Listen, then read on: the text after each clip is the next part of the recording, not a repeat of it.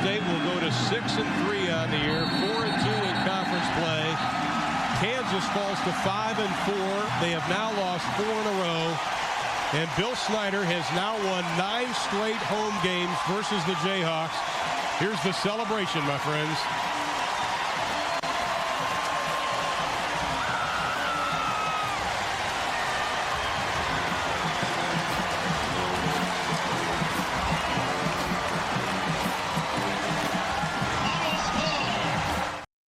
All right, welcome in KSO Classic, episode number 2. Mason Voth, Drew Galloway here with you, and we are ready to close out the month of June in style. No more stylish game than some 2009 Big 12 North football.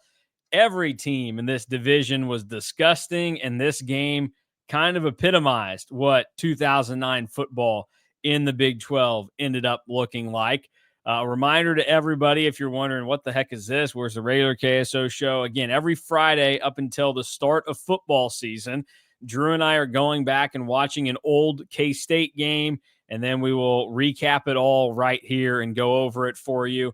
And last week, we took a look at 2003 Nebraska, which was heavily requested, and upon review, definitely gave us a lot of good things from like the broadcast and the time period it was from.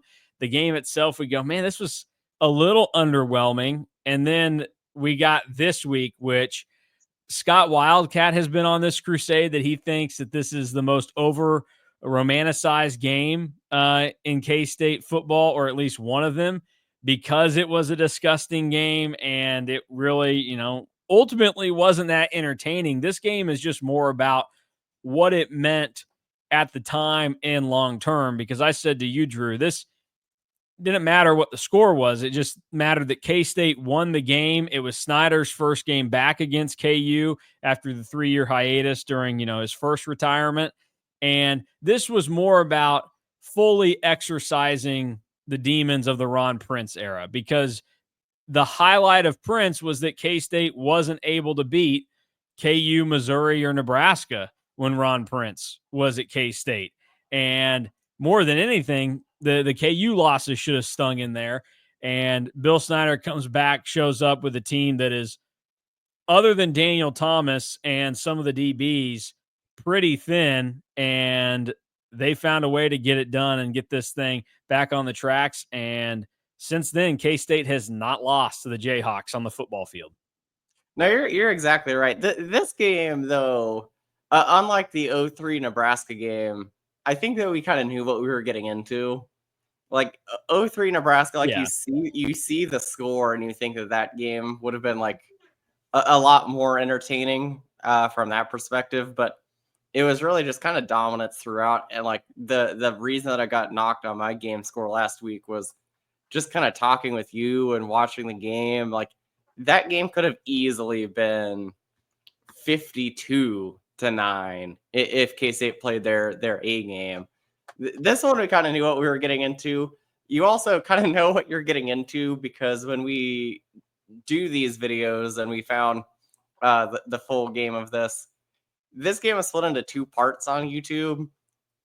You knew that there wasn't much action when the second half, the part 2 of the video was only like 46 minutes. So like it was wild how there was just kind of long stretches where both offenses were really sputtering and couldn't really get anything going. But this was like a nostalgia game because this did exercise the demons of the Ron Prince era. Was good to beat KU again. I mean, we were 11 years old. I might have only been 10 at the time of this game. So to really go through that and see that was pretty fun. And I think that it also just gives a lot of perspective because, I mean, one of the reasons that we really wanted to do this was we wanted to go back and watch games that we weren't really like super familiar with because we were too young or just not born yet. So to really do that was fun. I mean, we haven't really talked about doing this next year, but there was enough games that we said that we wanted to do that we could easily do this next year too. So I'm really excited. Oh, yeah. I have less notes for this game than the 03 Nebraska game, but that's probably because this game was a lot grosser. Yeah, just so much less happened. The Nebraska game, you look back at it now after watching that and this one, and you think not a lot happened in that Nebraska game, big picture, but there were a lot of things that happened throughout it. Like the teams were moving the ball, it just was a little sloppy and they would stall out.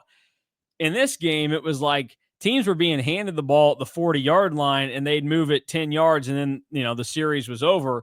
It also didn't help. I mean, the quarterback play in this game was Oof. atrocious. I mean, and Grant Gregory isn't known for his passing ability, but we'll get into this. Can you imagine if Colin Klein or Michael Bishop or Avery Johnson or anybody of that stature played a game as bad against KU as Todd Reesing did against K-State in this one? I mean, Todd Reesing was probably supposed to be the best KU quarterback of all time, and he laid a gigantic egg and is one of the main reasons they lost this game to K-State and No, offensive line. But I would even say that he probably was the reason that they lost the game. I mean, he had some brutal turnovers on K-State's side of the field. He had a fumble, which helped a K-State drive get started when K-State's offense wasn't really doing anything. They just had the short field. Like, you could make the argument that Todd Reesing probably was the reason that KU lost this game, but he was missing throws really badly. We'll get into it later on because we have a lot more highlights from this game. That was like the one constant comment was more highlights. The interception that Todd Reesing threw, holy moly. Like it was about as bad as it gets. Like Emmanuel Lemire did his job and played at the right depth, but Reesing threw it right to him. So it's not like it was like a spectacular play by Lemire where he like really had to go up and like fight for the ball. No, the ball hit him between the numbers. Yeah, we've got a lot to get into from this game. Well, first, though, start by taking a look around what was going on in the Big 12 on this day. So we want to always set the stage, put you into this era, let you know what was going on. And Versus wasn't like the most they weren't the most in tune with their coverage of trying to give you what you needed. So I had to go and find another game broadcast from this day, and I did it. I found the Big 12 standings from this day in 2009. Here's what the Big 12 North looked like. K-State at the top, leading the way up there. Nebraska, Iowa State, KU, Missouri, and Colorado. And you pointed out, Drew, that at the start of this game, Ron Thulin, or it was either the start or the end, made a comment about a loss would essentially take KU out of the running for the Big 12 championship. And you were like, what? They were 1-3, but you can see why it was still kind of dangled out there because this division sucked back in 2009. This division was pretty awful. You just look at this, and we talked about this yesterday actually when we were just kind of talking about like getting ready to talk about this game for today's show. K-State really kind of fumbles the bag here at the end of the year. Like that Missouri team wasn't like a world-beating team. Neither was the Nebraska team. But even if K-State just beats a pretty terrible Louisiana Lafayette team on the road, they still go to a bowl game and you feel a lot better about how the 2009 season was. But now, like you look at it, like two of the wins were against FCS teams. One was against a KU team that lost 7 straight to end the year. Another was against Colorado, and that's 4 of the 6 wins. So like you just kind of look at that as like they really kind of left something out there in 2009. But also like the 2009 team, and we'll get into this, was not very good. No, like they weren't very good. I feel like I know a pretty decent amount about K-State rosters like year to year. There were a lot of guys, especially on defense, on the 2009 team that I had to be like, who are you? And why are you playing like a big role? Yeah, but what do you know about JJ Smith in 1993? That's the real question. Scores the from Copper Bowl coming up later. Yeah, it is coming. A couple of things going on this day in the Big 12. Obviously, this game a 17-10 final. Colorado did win that game against Texas A&M that I took the standings from 35-34. Oklahoma State, number 18 in the country, blew out Iowa State 34-8. Baylor won in Columbia 40-32 over Missouri, and Nebraska turned their season around with a 10-3 home win over number 20 Oklahoma. And Texas was playing a non-conference game as the number 2 team in the country. They hosted UCF, who they took care of. 35-3 was the final score. So those were your scores on this day in the Big 12. All right, let's move on now. This was another request that people had that we bring to the table. I thought that's a great idea. How did I not think of it? People wanted the starting lineups from the game included, and I'm more than happy to oblige for everybody. So there is a look right there at the K-State offensive line in this game. From left to right, Nick Stringer, Zach Kendall, Wade Weiber, Kenneth Mayfield, and Clyde Offner. Then the DBs in this game, Josh Moore, Tyson Hartman, Emmanuel Lemur, and Steven Harrison. That's impressive that this 09 team, for how bad they were, had 3 NFL dudes in the secondary. They were, look, we talked about it. The DBs, everybody knows them. And then you have John Hulick, Ola Pomele, and Troy Butler are the linebackers. Defensive line, Jeffrey Fitzgerald. We'll talk about him a little later on. Prezell Brown, Daniel Calvin, and Antonio Felder. And then the running backs and receivers, freshman Braden Wilson, just guy for his entire life at K-State, was on the field.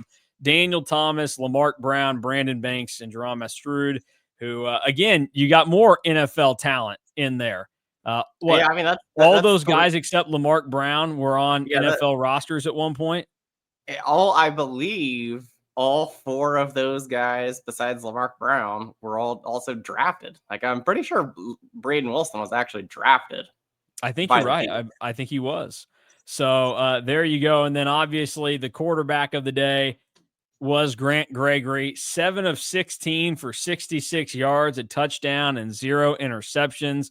And let's just get started with how the game opens up, because I can only imagine if you're there and you have the experience of the last 3 years vividly of K-State losing to KU, you're thinking to yourself, oh boy, here we go again, because KU opens up the game with a long kick return. They're immediately in K-State territory, and they are driving down the field, but it took one man to step up and save the day and kind of put a halt to KU trying to really drive a touchdown in early. And this is a guy that Drew's going to want to talk a little bit about in a moment. But here is one of the best plays of the game. There weren't many of them, but it may have helped K-State get over the top.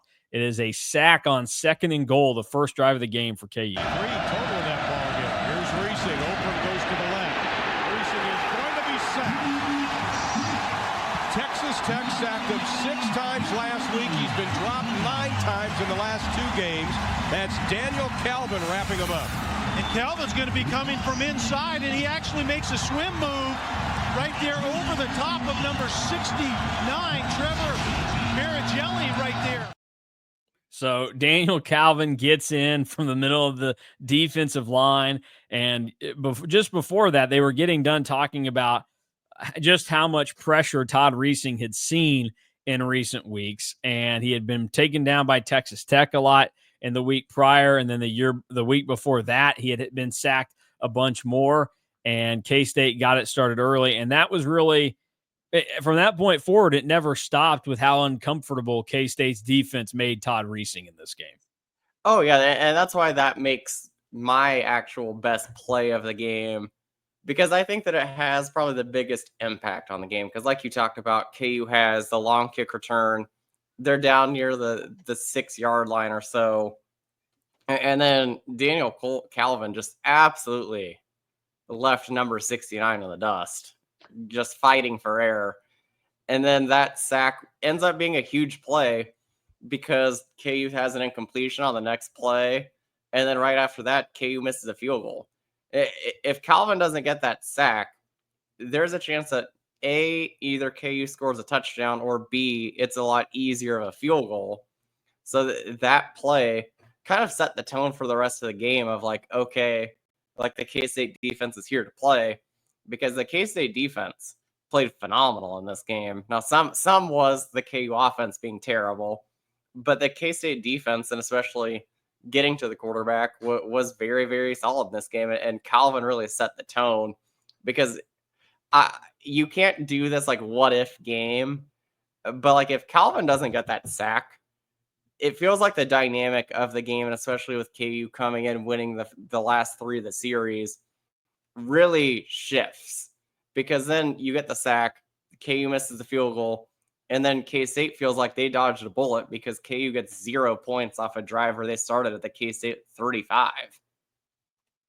And then K-State gets the ball, and eventually, as they're starting to move down the field, it is KU that feels like they catch a massive break, because it's 4th and 2 for K-State. They are into KU territory, and they've got some weapons at receiver, believe it or not. And I want people to listen at the very start of this clip. Ron Thulin, the play-by-play guy, he was calling the game with Kelly Stouffer for Versus, makes a comment that is some just great kind of allusion to what might be coming next, and it's not a good thing for K-State. Surprised they didn't use the Wildcat formation for this. Gregory looks over to the side with 3 to snap it. Looking right, holding on to the football, has a man down the sideline, overthrown, incomplete, intended for Brown. And so there you go. It is a bad throw that he had Lamarck Brown wide open, and right before he says, kind of surprised they're not going to the Wildcat here, as we know that they ultimately loved with Daniel Thomas, and they probably should have. 4th and 2, just get the first down, keep the drive alive, keep it moving, and instead they had the touchdown there, just not a great throw by Grant Gregory, which then plays into later in the game. Brandon Banks drops a would have been touchdown down the field, and he's streaking wide open. It hits him in the hands, and he drops it. And you had that on here as one of your worst plays that we'll talk about later. And I said he was probably surprised that the throw was on target. And 7 of 16 for 66 yards. It kind of goes to show that might have been the case. I think that you're right. Number one, love that in 2009, I think K-State might have already missed a field goal at this point. They had. But K-State elects to go for it on 4th and 2. Great play call as well. They probably get the first down if they go Wildcat, but they would have scored a touchdown if Grant Gregory could throw the ball. Yeah. So I like that. Should let Daniel Thomas throw the ball. Honestly, if we learned anything from the quarterback rankings, they probably should have. But Lamarck Brown was wide open. You got to make that throw. Got to make that catch.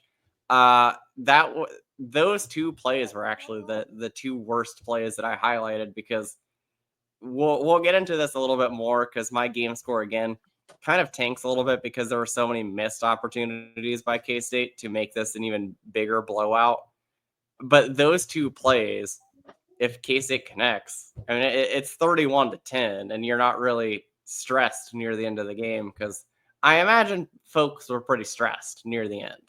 Oh yeah, I can only imagine the stress level in this game. So the way the game plays out is there's just a lot of back and forth, and we talked about the day that Todd Reesing had. Here are some really bad moments by Todd in this game, starting with the interception he threw, which was right to Emmanuel Lemur playing DB in 2009. The fake to Sharp. Reesing has some time. Plenty of time. Looking deep, and it's going to be picked off. Nobody was there. Lemur with the interception. And Reesing misses the tackle, and then he's finally knocked down at the 45-yard line. And we have some very 2009 hits in this game that happen, which is fun to see, including the headshot by the offensive lineman on Emmanuel Lemur. I'm stunned because we did get the 2009 peak hits that flags were still thrown back then. Yeah, credit to the refs. They were all about player safety back then. So you have the interception that Reesing throws there. And then a little bit later on in the game, Emmanuel Lemur is there once again because Todd Reesing has committed an error. Reesing has to put everything up. 5 to snap it. And he is dancing around. Plenty of time. Looked at sharp. Now he's in trouble. Penalty flags going down. Reesing, this may be for naught. And he takes a wallop. Loses the football. And Kansas State will have it. Lemur on the recovery. Awesome hit teamed up by John Hulick and Josh Moore there to force the fumble, and Emmanuel Lemur ready to go. And so those were 2 of the turnovers committed by Todd Reesing in this game. Terrible throw that he made. Like, you look at it, it had no chance of doing anything. And then he's scrambling on a play that's going to get called back anyways. And so he puts himself in the line of danger, and it ultimately leads to a fumble because he can't hang on to the ball after a big hit by Hulick and Moore, and K-State took it. I'd say they took advantage of it, but that was kind of a back and forth thing in this game. I want to play the fumble again because I love the hit. Reesing has to put everything up. 5 to snap it. And he is dancing around. Plenty of time. Looked at sharp. Now he's in trouble. Penalty flags going down. Reesing, this may be for naught. And he takes a wallop. Loses the football. And K-State did finally take advantage of it after that fumble. This was a gift, and you wonder where this game ends up if that turnover doesn't happen, because one of the 7 completions that Grant Gregory had in this game was a big one to Lamarck Brown just before the half ended that came off of that forced fumble. That slot, look for Kansas State to try to get him the football. And Gregory looking, has a man. Brown got it inside the 5. Touchdown, Kansas State.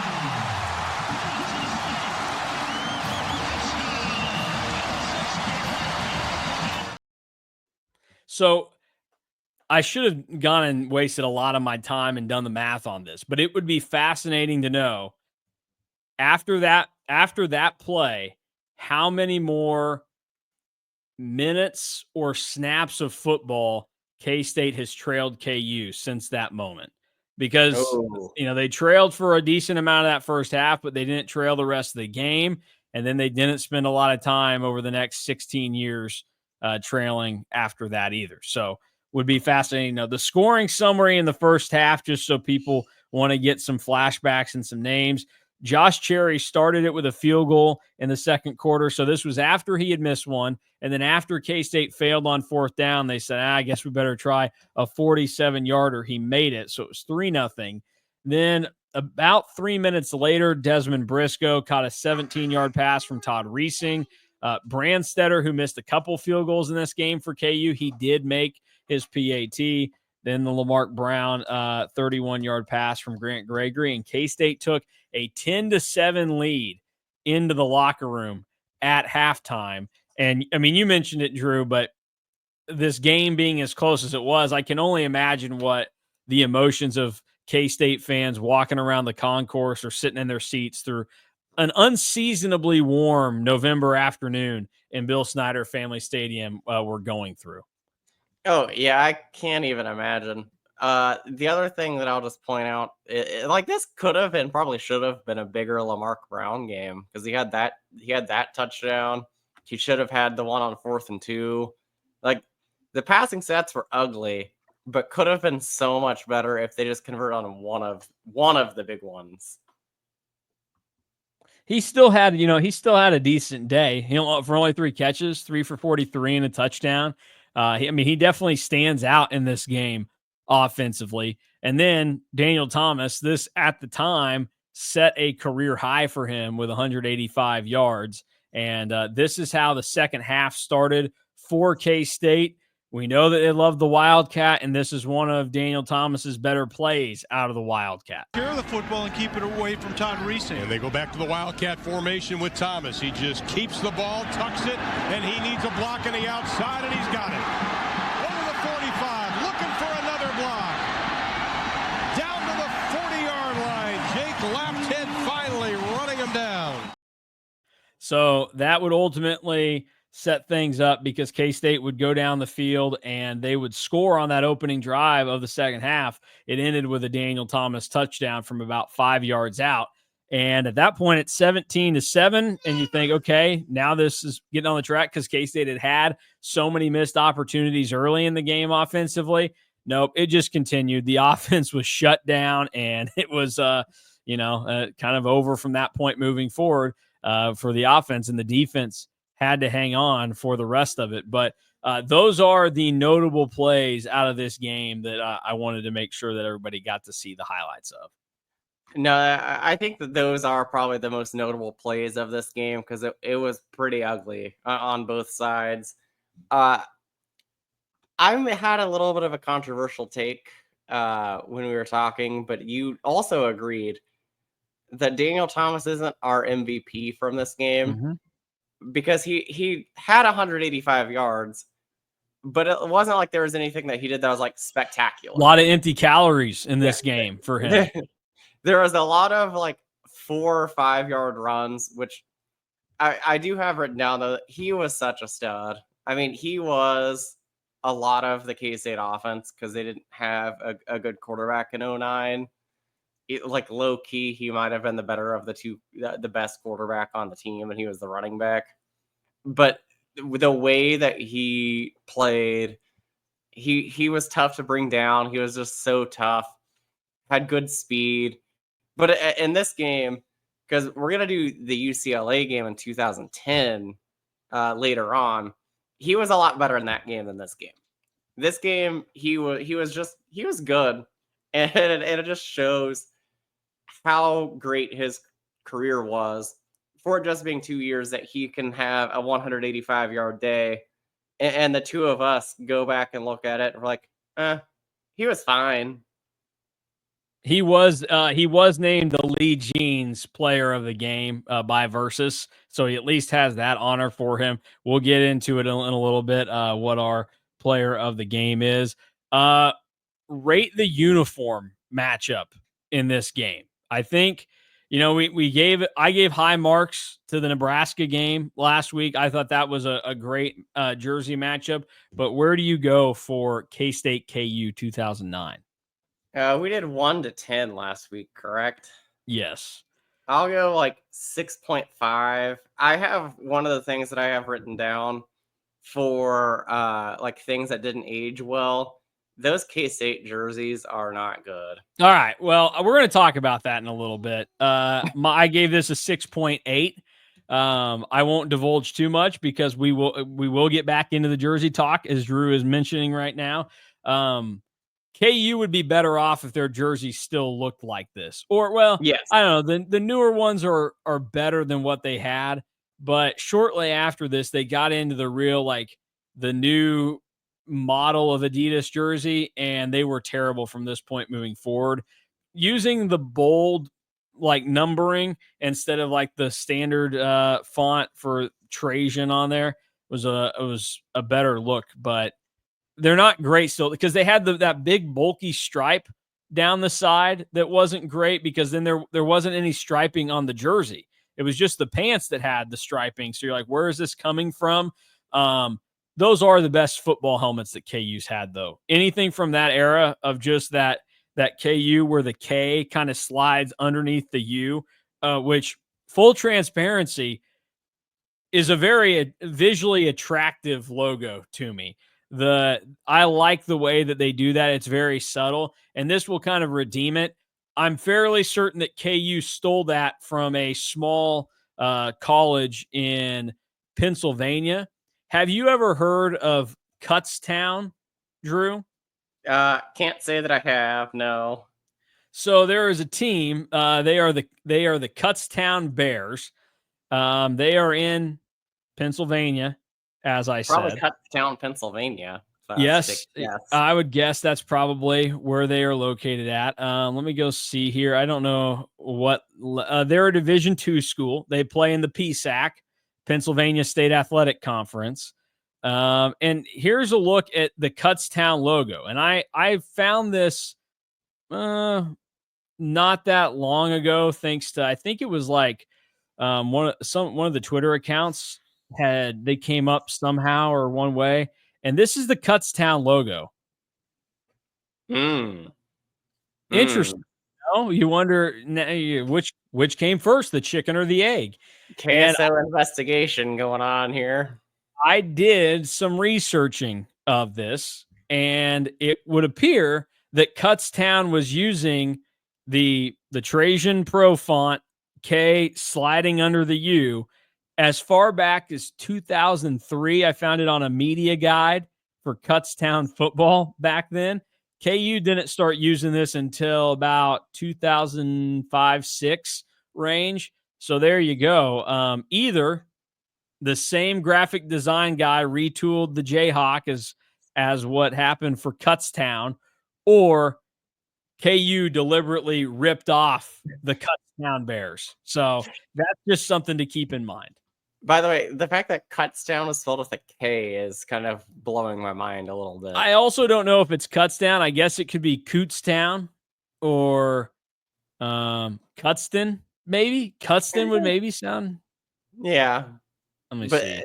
the fact that it was spelled with a K, that was the bigger upset than KU ripping off this logo.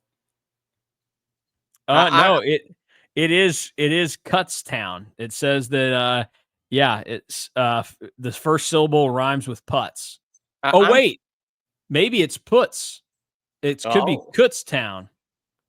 Oof, that's a curveball now. I'm fascinated to hear what you have to say about the K-State uniforms, because I think that they are not good.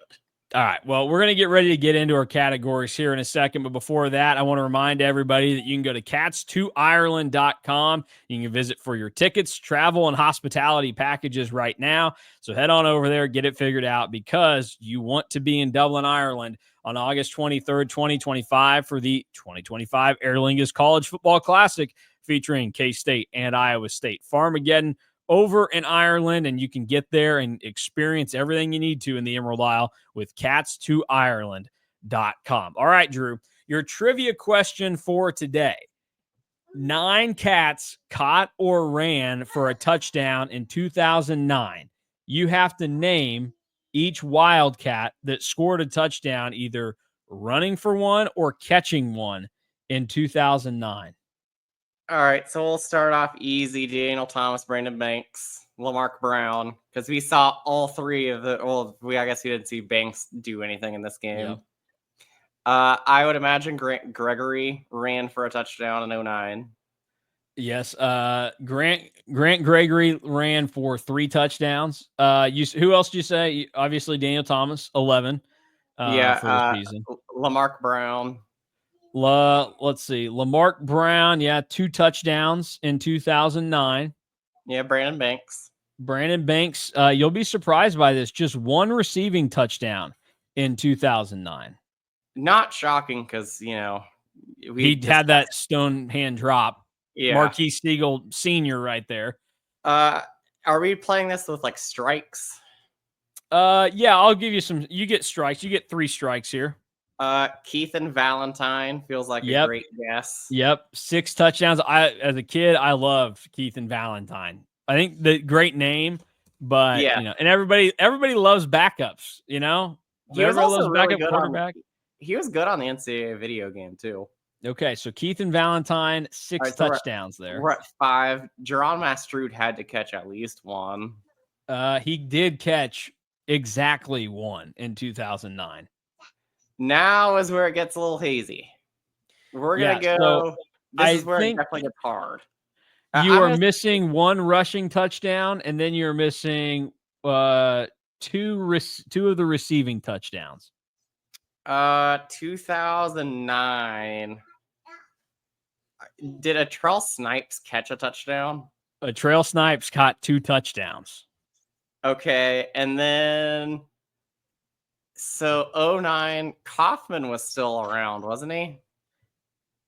How quickly you forget? Yes, Carson Kaufman was still around. So he was a starting quarterback the next season. He ran for a touchdown. He ran for 2 of them. So Carson Kaufman is one of them. So you need 1 more. We're at 8, and it's a receiving touchdown. It is a receiving touchdown. Did Braden Wilson catch a touchdown? It is not Braden Wilson. 4 Hmm. catches for 33 yards in 2009. 2 more strikes. I don't know if I have another guess, to be honest. You wait, do. Wait. Did Carson Kaufman or Grant Gregory catch a touchdown? They did not. No. Oh, that So that's your hurts. second strike. You're getting warmer though. Okay. So it was did Colin Klein catch a touchdown pass? You were going to kick yourself. Remember, Colin Klein caught a touchdown against Texas A&M in 2009. All right, there we go. So there you have it. One of my notes that I have written down was that you could see Colin Klein on punt coverage during this K-State. I mean, just how many future Heisman finalists started their careers on punt coverage, especially guys that went as quarterbacks. You might have guys that, if a defensive player ends up there or a receiver or something, but quarterback. Also shout out, you got the correct Iowa State logo, because I think this might have been the first year that they did this logo, which is a disgrace because the old logo was so much better. I was disappointed. Don't worry. The old one makes a return next week when we do 2006 K-State and Texas. All right, let's get into some categories here on KSO Classic. And we start with, we've already talked about it a little bit, but the best play from this game. And I think that given the circumstances, I had to pick the Lamarck Brown wobbler that he caught for a touchdown as he's wide open. Almost inexplainable how KU could leave him this wide open near the end of the half, that much field to work with. And Lamarck Brown I could have hit him. And based off some of the other throws, I think I could have made those two in this game. Here's Lamarck Brown catching a touchdown to go up on KU before the end of the first half one more time. That slot. Look for Kansas State to try to get him the football. And Gregory looking, has a man. Brown got it inside the 5. Touchdown, Kansas State. So there you go. That is Lamarck Brown's touchdown. That is my best play from this game. I mean, that is probably valid. I wish that replays were better back then, because you see when Lamarck Brown catches the ball and is running towards the end zone, there's 3 KU guys all around Brandon Banks. and that's how Lamarck Brown was just wide open. But given the circumstance, that's probably a good answer as well. There's weren't a lot of good plays in this game. Yeah, there wasn't. We had a lot of candidates for worst play in the game. And none of them were comical, like, oh, that was a bad play design, or that was just in total, it was like these were the players messed them up and made them bad plays. What was your best play from this game, though? My best play was also one that we have already shown, as the Daniel Calvin sack on the first drive of the for KU. I just think that really set the tone for kind of how the rest of the game went, because from then on, the KU offensive line wasn't very comfortable. Todd Reesing wasn't very comfortable. And given the circumstance that KU had the long return and K-State had to immediately defend a short field, kind of made that play a huge play in the game, because then again, like I talked about, KU misses the field goal right after that. So it was kind of like a no harm, no foul, because I am not going to lie. My worst play up until I saw that KU missed that field goal was allowing a long kick return to start the game. Yeah, that's pretty bad. Especially, this wasn't Chris Kleiman's K-State Wildcats. This was Bill Snyder's special teams unit. This wasn't even 2012 K-State special teams return or kick coverage. Yeah. Here is the sack of Todd Reesing one more time. 3 total of that ball game. Here's Reesing. Open goes to the left. Reesing is going to be sacked. Texas Tech sacked him 6 times last week. He's been dropped 9 times in the last 2 games. That's Daniel Calvin wrapping him up. So there you have it. Daniel Calvin gets in there, gets a sack. The worst play, we both have talked about it. Some of the recordings got messed up, and I was having to scramble before Drew and I started this, so we don't have it. But Brandon Banks dropping a wide open touchdown pass across the middle of the field. With his speed, and he had just enough separation. That was a perfect ball by Grant Gregory for the Yes. situation. And Banks just, clear as day, dropped it. And that is the worst one in this. Or if you want to go anywhere else, it would just be about anything Todd Reesing chose to do in the first half of this game. It was a horrible football from a guy that is probably the best quarterback in KU football history. No, it is probably the Banks one. I had written down that one and the Lamarck Brown pass where he was wide open that Gregory just missed him. But that is a good shout of like anything that Todd Reesing did in the first half, because it was pretty ugly and also just hilarious to watch, because a lot of my memories of Todd Reesing was actually him like cooking K-State. So to see how bad he was in this game was pretty fun.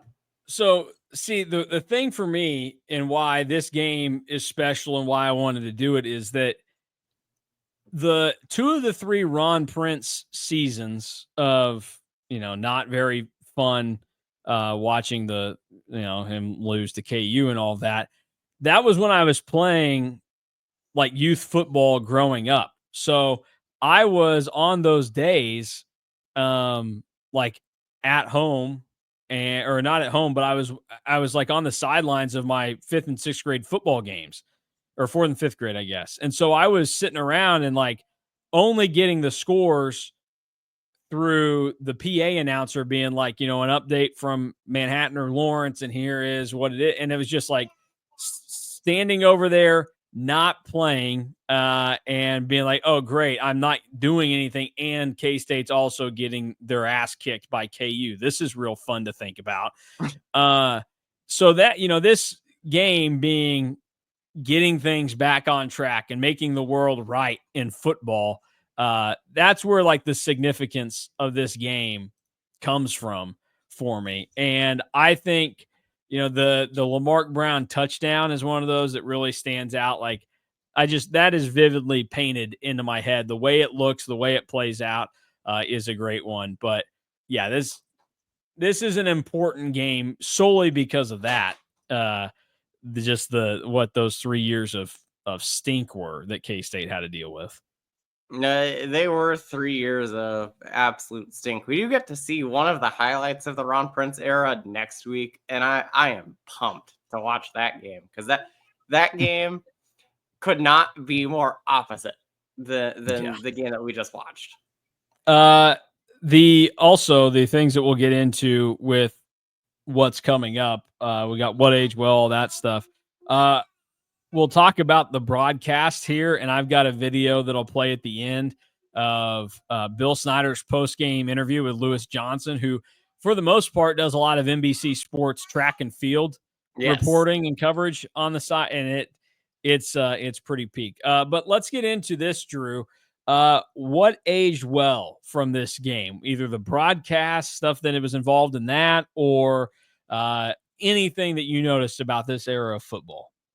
So the first thing that I have that aged well, and it was kind of like a new thing for like this time period, was actually something that KU did, which was using hand signals to call plays. That really started to become popular during this era, and is still popular to this day. So that was something. The Wildcat formation has aged well, and like seeing it run properly with Daniel Thomas and not having Deuce Vaughn run it was fun to see. I have written down here that something that aged well, even though it didn't work, was actually that Lamarck Brown play. Going forward on 4th and 2, when you've already missed a field goal from the KU 28-yard line to try and maximize the points he could score on a drive. That was very forward thinking by K-State, and something that I actually had written down from the last game as something that aged poorly was K-State not going forward on 4th and 1 against Nebraska. And I think it was at like the 47-yard line. So to see them go forward on 4th and 2 was good. And then just another thing that aged well and just was something that we didn't really get a lot, because you didn't really see this more in 2003. This was more modern football, like what we have become accustomed to seeing formationally than the last game. And I imagine that we'll even see from 2006.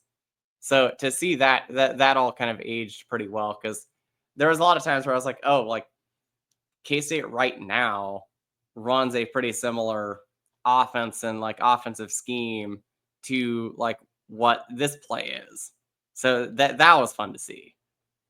So I have a hot take for one of my what age wells. Well, actually, I think you might think both are hot takes. The first one being, and I don't know, it doesn't mean it's better for the experience of the people, like, or whatever, but visually, I like the look of it better. It feels a little bit more unique and college football-y. But the old setup of the north end zone and old veneer with, kind of like the little like hills going up and just the way that it looked and felt. It reminds me of like, I think of pre 2009 Kauffman Stadium, like old Kauffman, and where, the entirety of the outfield, it's like grass and they've got the Dodge trucks and, everything is older out there. I think that was a cleaner and better look from a ballpark standpoint. Now, obviously, it's a better experience for everybody now, and it's what you have to have kind of a modern feel for what's going on. But I like that look better, and I think Old Veneer was a better look. Now, the one you won't agree with me on because you have this on what age poorly, I will die on this hill, and I will fight for them. If these jerseys didn't get worn in the Ron Prince era, these are actually decent jerseys at trying to be a little bit newer, a little bit fresher, but still respecting and honoring the legacy and tradition of the original K-State uniforms that Bill Snyder, is adamant that they have to wear and have. And look, I love the traditional look. I don't think K-State should go away from it. Like, I think there's something to teams not changing their look that often and having something that is iconic to them. And I think it's a very clean and classic look. And as you've seen now throughout all of college sports, all these teams are starting to go back and like their throwbacks are turning into their traditional uniforms again. Like we talk in K-State basketball in conference play, they basically only ever wear white Wildcats or the Lavenders now. Like they understand that is their best look, and it's looks that they had 40, 50 years ago. This right here, I think just because they were worn under Ron Prince is why they get a bad rap. But let me explain this to you. I like the subtle gray outline around the white number. I think that's a good look.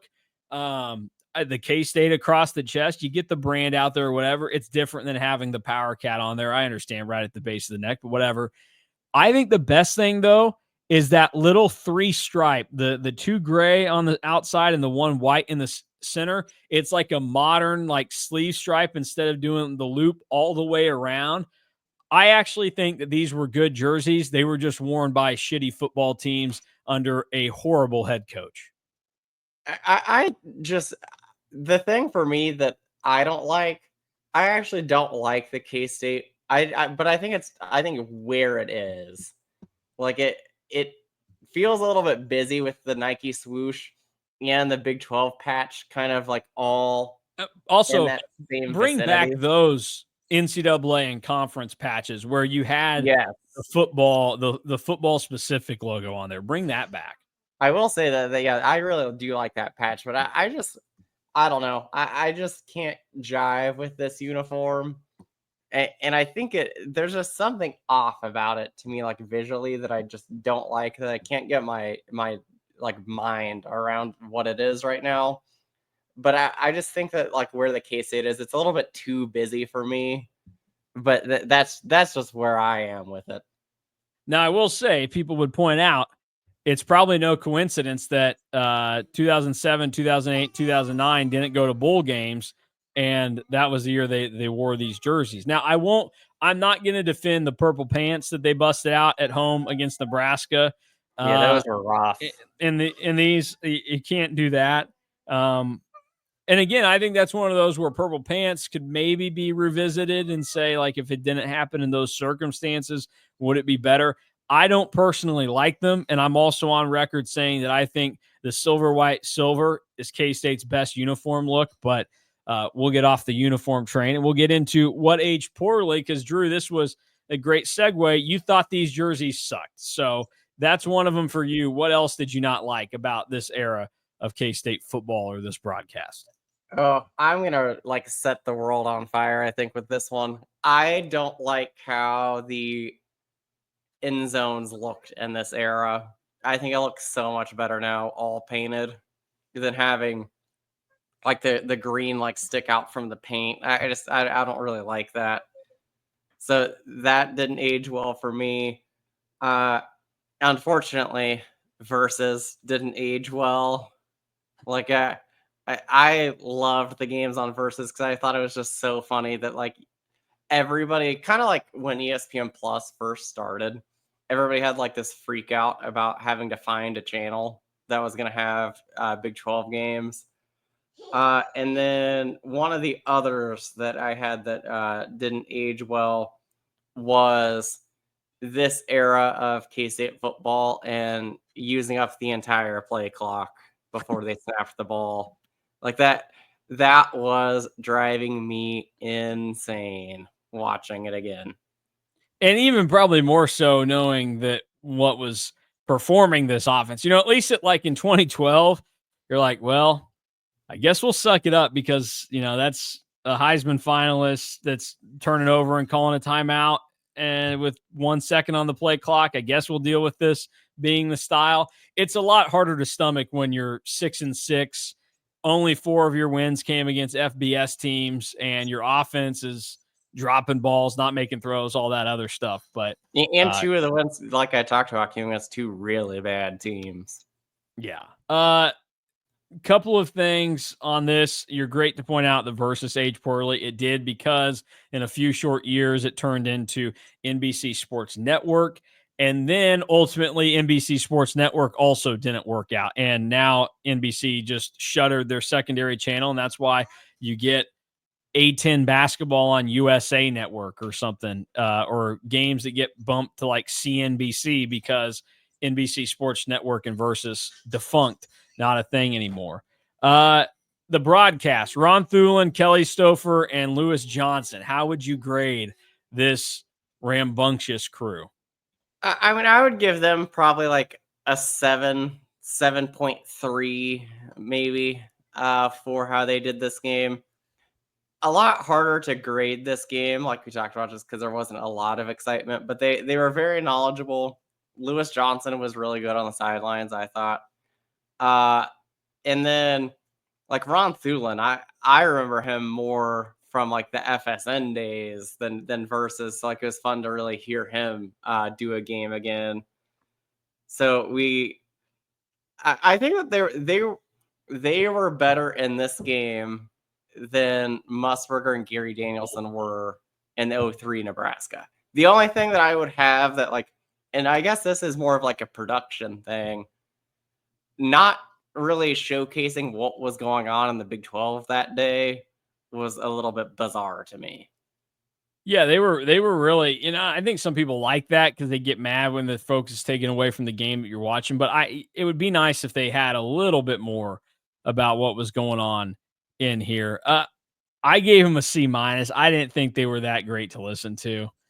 Mainly Kelly Stouffer. He sounds kind of annoying. They all talk like they've got peanut butter stuck to the roof of their mouth and they can't fully like move their tongue and get the noises that they need to speak. It was okay. You're right. Ron Thulin is like an FSN, this era of football kind of legend to think about. So that was good nostalgia to hear, but it was pretty boring. And I get the game that they had was boring, but I can guarantee you that Brent Musburger and Gary Danielson still would have been finding ways to have fun up there. They didn't jive with me, but that's okay. We can all feel different ways. But yeah, I gave him a C- on that. All right. MVP of the game. Who is your MVP? I got more from the broadcast that I Oh, thought well, was we'll get to wild. that. We'll get to that. Well, Okay, I want to get back to the stuff that matters real quick, and then we'll get back to that because you've yeah. got some good ones from the broadcast that we discussed. But give me your game MVP. Game MVP. We talked about it. Not Daniel Thomas. I'm going to go Emmanuel Amir. To have an interception and a fumble recovery was very impressive. Although, I mean, both of those he was just kind of in the right spot for. Was also fun to just see him play safety, which you could see at points where like, oh, like that made sense. And then there were times where like, okay, that's why he played linebacker in 2010 and then was like a 6 or 7 year NFL career playing linebacker. But he was really, really good in this game. Well, and hey, don't forget Emmanuel Lemur. He was on the 2011 team too. So yeah, at linebacker. And then too bad his brother wasn't very good. God, that still bothers me that he wasn't as good as I remember. Could have been. What could have been there? I think that's the right answer for this game, Emmanuel Lemur. The pick was big. You recover the fumble, which ultimately then sets up the big touchdown that gave K-State the lead, and they never looked back. He stood out a lot in this game. So I think you got to give it to him. And Daniel Thomas was really good. And obviously his work on the opening drive of the second half set up a touchdown, basically did it all himself. We saw the Wildcat run that he ripped off. But I think for a game this low scoring, the impact that Emmanuel Lemur had was pretty noticeable. My underrated player of the game, you watch this early on, Jeffrey Fitzgerald at defensive end sticks out like a sore thumb, and he played really well early on and often in this game. So I give Jeffrey Fitzgerald the nod for my underrated player in this one.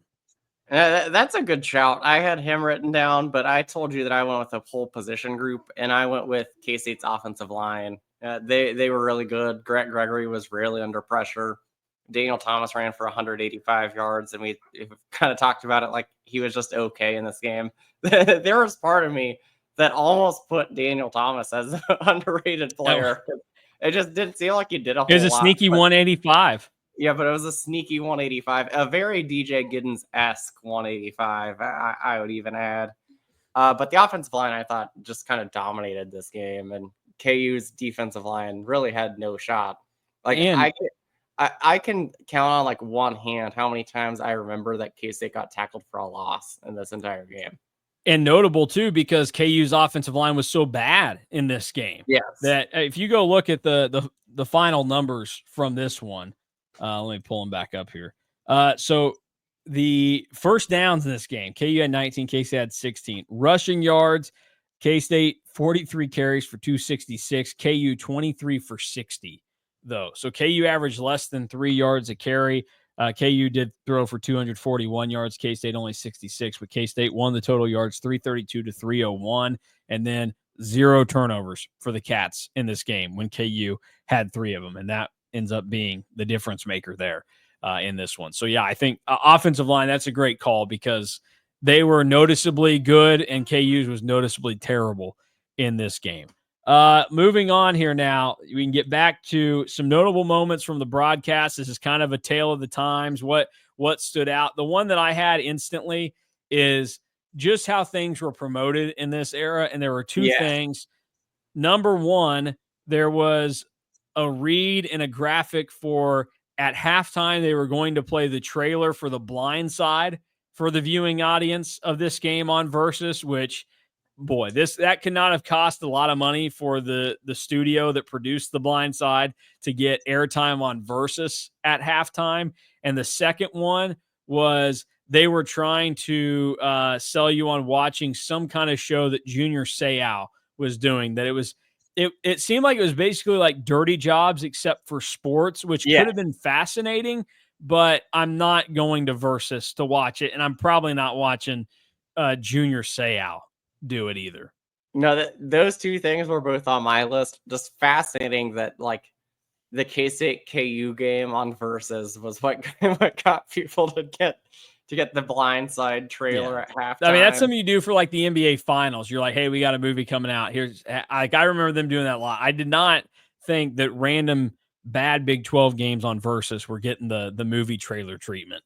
And then the Junior Seau one was wild too, because they promoted that like 6 or 7 different times during the game. Oh. They And- really wanted people to watch And that was classic for that era, where it was they had recorded the person that was in the show doing something, and so he'd pop up on the screen and he's like pointing and like posing and all this other stuff, and it's like that's so on brand for the era. I think there was like an SNL sketch from around this time too, where they made fun of something like that, where it was like doing ad reads during a game broadcast, and so then they had the person at the bottom that they were reading for the show, like doing different things. And that's exactly what this was with Junior Seau, where it was like, oh, look at this.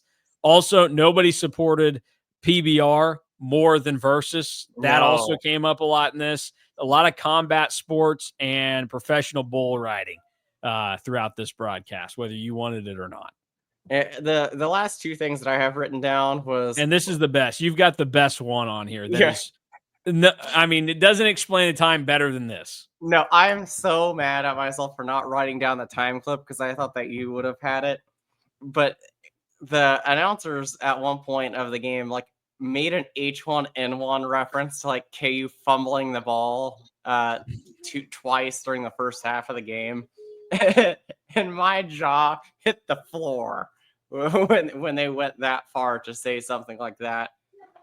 Just because you don't really hear something like that nowadays. But like they were like making fun of H1N1, which was kind of wild. The other thing that I have written down was something we actually talked about on the quarterback show. There were a lot of crowd surfing shots. Yes. Bring that back. Yes. I'm sure there was that crowd surfing. I'm sure that security probably has really ramped that down, but bring that back. Yeah, so I'm going to go through, and this is my promise to people. I'm going to try and find the H1N1 reference, and I'll tweet it out for everybody to go see, because that's just so on brand for the time, talking swine flu with everybody. You said it was one of the fumbles in the... I think it was at one point in the first half, I believe. I was genuinely in disbelief when I heard it. Yeah, gosh. I wonder... Do you got anything else notable from the broadcast? No, not really. I think those were the ones that stood out to me. Well, although I will play it now. Here is Bill Snyder's post-game interview. It's good to hear, but also this did stick out from the broadcast. I wish we got a clearer shot of what happened, but as the interview is starting, Bill is ripping into Lewis Johnson. Let's go down to Lewis Johnson with Bill Snyder. Coach, this win keeps you at the top of the Big 12 North. Coach, this win keeps you at the top of the Big 12 North. Can you speak to the importance of getting this league win at home? Well, all of them are important. Absolutely. This one means a lot to a lot of young people, and it means a lot to the fans. And I have a heartfelt interest in our fans. If this makes them happy, then I'm happy too. And with the idea of you coming back to Kansas State to try and rebuild this program, get it back on solid ground, again, it must have even greater significance in this first season back. Well, we have so far to go. We've got a long ways to go, and we're just incrementally, gradually getting there. But we're a long ways away. Finally, as the team leaves, listen to this crowd. What does it mean to you? Well, they've always been special. They're special now. They were special 20 years ago. All right, Coach. Funny to hear him say we're a long ways away, and then it's like he probably. No way for him to realize that he was 3 years away from winning the Big 12 in that moment. No. And 2 years away from going to the Cotton Bowl and going 10-2 in the regular season. Like it is crazy how fast it got back on track. And but I just at the end there, I was like, well, what was going on? Like he was too close and crowding him or stepping and pushing. I don't know, but he was giving it to Lewis Johnson. So but Lewis better watch out. That was John Kurtz before John Kurtz in 2018. By the way, the other thing that kind of goes with that interview, great polo from Bill in this game. So I made a note about that. I was like, of course you did. No turtleneck and windbreaker here from Bill. And he's worn that look in much hotter games. So, Yes. I don't know if this is because he was still younger here. So it's maybe he wasn't in the need for more warmth or whatever.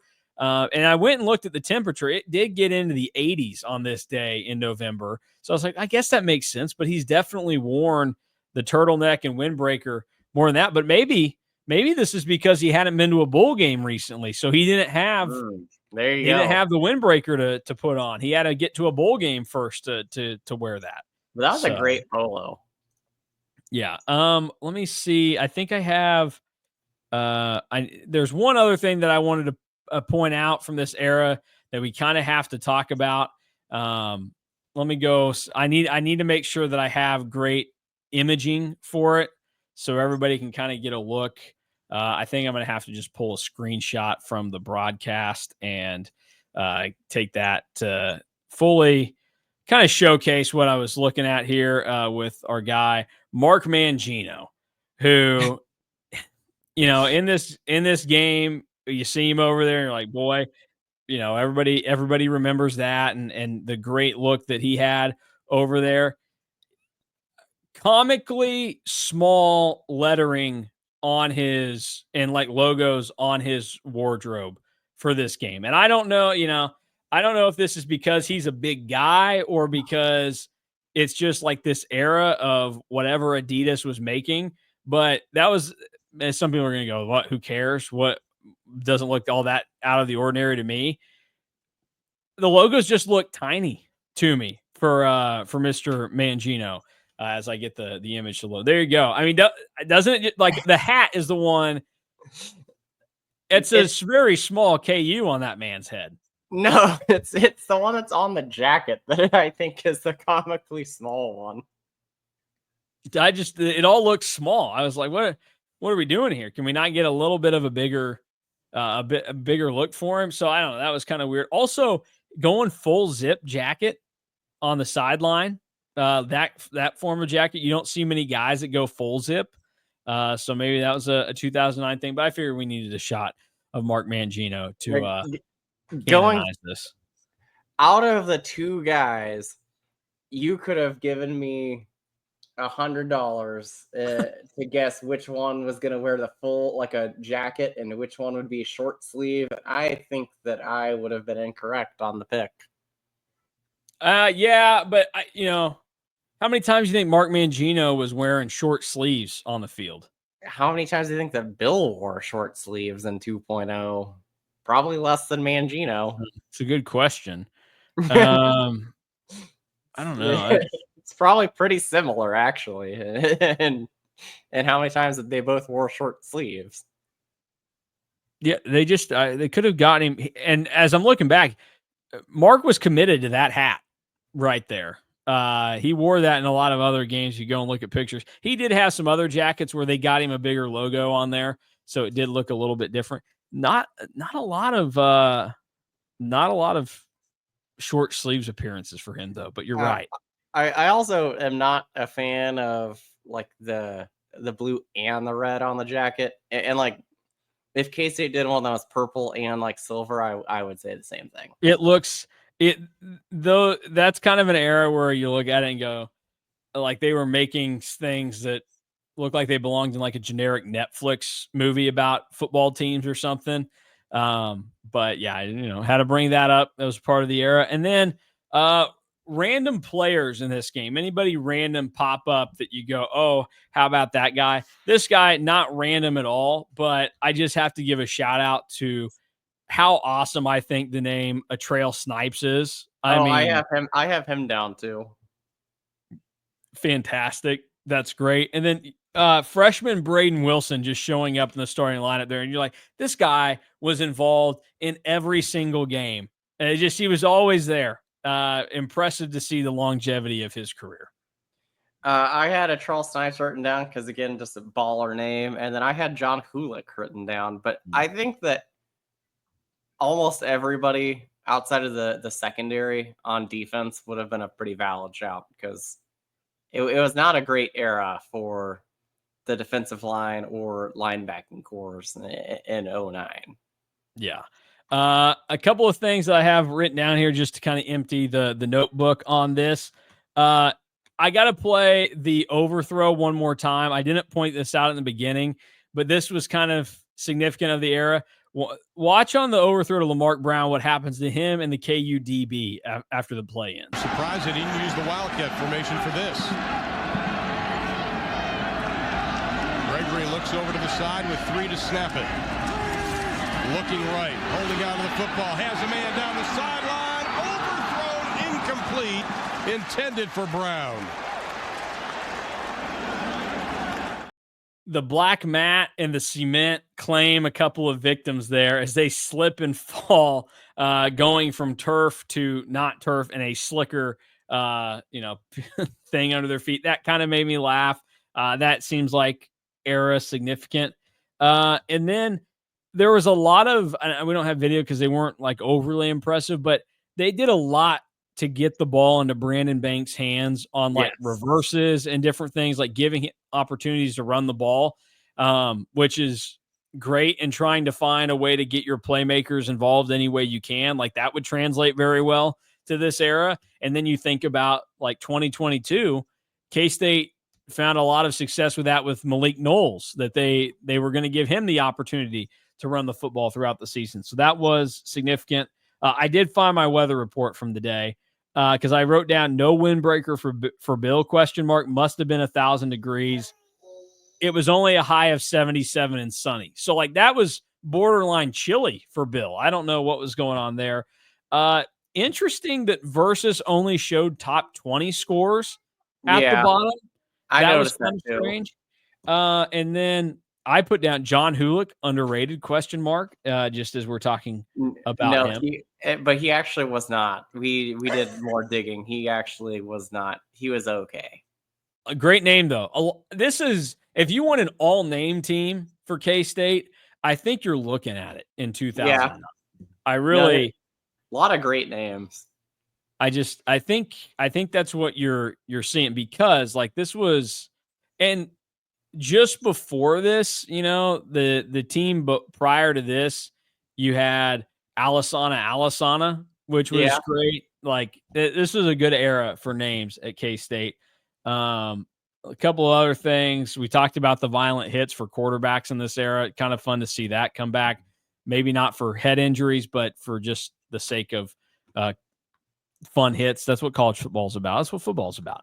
And then the what if question that I had in this is, what if some of these guys had one more year?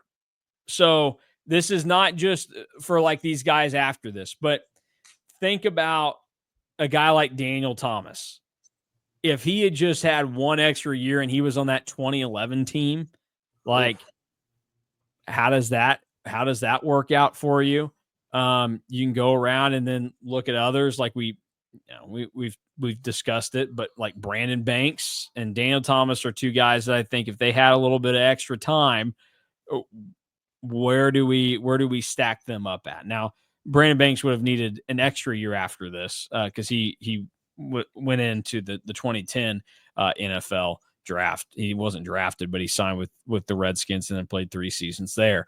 But there are just a lot of guys that you go, man, what if you had, because Tyson Hartman's another one of those guys. Like he and Emmanuel Lemur, 2011 guys on the defense, but they were graduated for 2012, so they weren't on that team. Like, what does that do for you?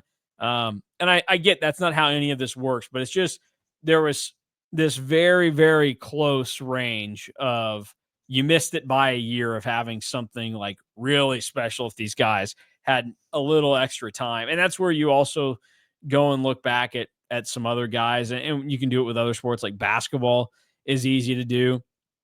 And you think about like, what if Denny Clemente didn't have to sit out that year that he transferred in? Like he has now, he's not on that 2010 team if that happens, but then he's there and he's playing with Michael Beasley and Bill Walker and Jacob Pullen, all that. Now that would have been a lot of guards to use on that team at that stage, but like that kind of stuff, kind of interesting to think about, and shows that in these eras, K-State had these really good bursts of a lot of talent, and then there were some guys that were really good that were just on the cusp of being there. But some of these guys, if there's just another year for them like that, it would have been fun to have gotten a little bit more time. And Daniel Thomas is probably the biggest signifier of that, just because he was awesome in his 2 seasons, and even to have gotten a third year of him would have been pretty sweet for K-State fans. No, I agree with all of that. The last note that I have before we get into our game scores is just remembering Lamarck Brown and what could have been. Like, he could have been so good, but was kind of a man that had like 0 positions. Like he was way too tall to be a running back, but also wasn't like a standout receiver. So like he just kind of got stuck at where he could have gone. But I have a lot of memories of Lamarck Brown on the NCAA video game, and actually like moving him to running back and just having like a monster in the backfield. 7 also kind of just a great number for a college receiver. I think it looks good on him there. All right, game score time. There's a lot of nostalgia in this game, as we've covered throughout this show, but it wasn't a great game to watch. And my notes for the Nebraska game were really long. There was a lot to get to through the game action, what was going on in the broadcast. I got basically half a page through 4 quarters of football of this one, and you didn't really have to pay attention to a lot of the game because there wasn't much happening in it. I gave it a 6.2. It's not a great game, but it obviously means a lot. You ended that losing streak, and K-State hasn't lost a football game to KU since this point in time. We're in a similar boat. Mine is 6.6. It was just a sloppy game. Both kickers may have had the toughest day of all of the players. Don't do that to Josh Cherry. And then I just have written down again, and it's a similar point to that I had for why I ranked the Nebraska game where I did. This is a game where K-State more or less dominated, but in this game they only won by 7. Like the Nebraska game, like they still won by 29 points, and it felt like they really left stuff out there. This game, it feels like it should have been probably at worst 31-10. If K-State hits that 4th and 2 play, you get the Brandon Banks touchdown, or even like you make your field goals, you feel a lot better than how the game ends up playing out. So it was just a sloppy game where K-State more or less dominated the entire game, because you never once felt like, and I know that we have the benefit of hindsight of like, oh, like we know K-State wins, but it never once really felt like KU was threatening to win the game. Yeah, outside of that first drive where you thought, oh my gosh, the big special teams are going down, they're going to score a touchdown. Then once it didn't happen, you just kind of felt like, okay. And they took that 7-3 lead, but based on how they were playing, I don't know that you ever felt like, this isn't going to go K-State's way. And it's awesome that they went through that stretch, and Bill Snyder never lost again to KU through this point. I mean, so his record, they showed at the end there is 14-4 at that point, and he added 9 more wins over KU, so he went 23-4 in his career. Good redemption arc from one of your Bosco Boys trivia questions. That's a good redemption arc. Well, actually, I had that memorized. I had that ready to go from there. That was not the problem. I knew how many times Bill Snyder beat him. I just forgot. I didn't listen to the full question or comprehend it well enough, and realized that I also needed to include the wins that Chris Kleiman had attached to it. So we don't need to bring that up. All right. That'll do it for us today. That is this week's KSO Classic. K-State takes down KU 17-10, leading the Big 12 North. And unfortunately, they would miss out on their opportunity to go to the Big 12 title game with their road loss in the season at Nebraska. And a bowl game. Still one of my favorite all-time just what the heck moments in college sports is that K-State, they either won that game in Lincoln at the end of the year, went to the conference title, and then would have been bowl eligible, or instead they lost. They went 6-6. They don't play for a conference title, and they don't even go to a bowl game. Wild. They would have been a game away from going to the Fiesta Bowl, and instead they didn't play for a bowl game. Crazy. No, So it's it's crazy. It's insane. That's why I talked about like losing to Louisiana. Like looking back on that is like pretty inexcusable. And that's one I remember listening to it at home and following along with it on like the old version of like Gamecast. Maybe it was called Game Center back then or whatever on ESPN because it wasn't on TV. Wild times. What a season 2009 was for the revival of K-State football. And there is no greater indicator of the revival than the fact that K-State beat KU in 2009 and they have not lost since then. 16 straight wins over the Jayhawks, and we will revisit in October to see if K-State makes it 17 straight. For Drew Galloway, I'm Mason Voth. Thank you for watching and listening to KSO Classic. This edition of the KSO Show is back next Friday, July 4th. We will talk 2006 K-State and Texas as Josh Freeman just throws bomb after bomb at the Texas secondary, and Yamon Figures comes through on a lot of them. And we'll have more KSO Classic throughout the rest of the summer. And then we'll keep things up on Monday and continue what we had going on with talk about everything happening K-State football, basketball, and some negative recruiting news. We'll dissect and give the final word on K-State losing out on Ian Premer, as Drew's excited for. We are out of here. Thank you for watching and listening.